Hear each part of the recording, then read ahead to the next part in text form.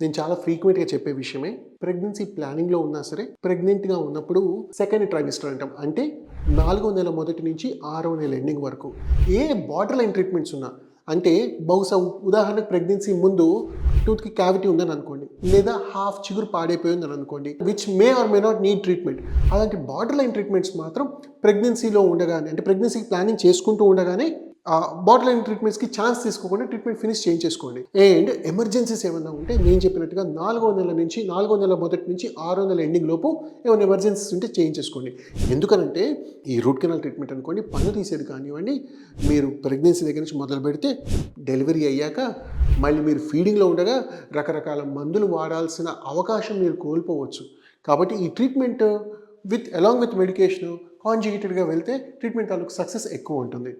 ఈ gap, for example the earliest pregnancy అప్పుడు మీకు సమస్య స్టార్ట్ అయితే ఫీడింగ్ అయిపోయేంత వరకు కూడా కొన్ని ట్రీట్మెంట్స్ అవాయిడ్ చేయాల్సిన ట్రీట్మెంట్స్ ఉన్నాయి అనుకోండి, ఎంత లాంగ్ సఫరింగ్ అది. ఆ టైంలో యాంటీబయాటిక్స్ తీసుకోలేము, రేడియేషన్కి ఎక్స్పోజ్ అవ్వలేము. వీటన్నిటికీ మనమే కదా పనిష్ చేసుకుంటున్నట్టు.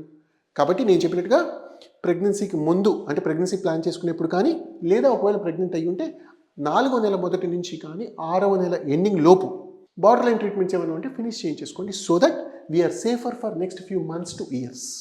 రైట్?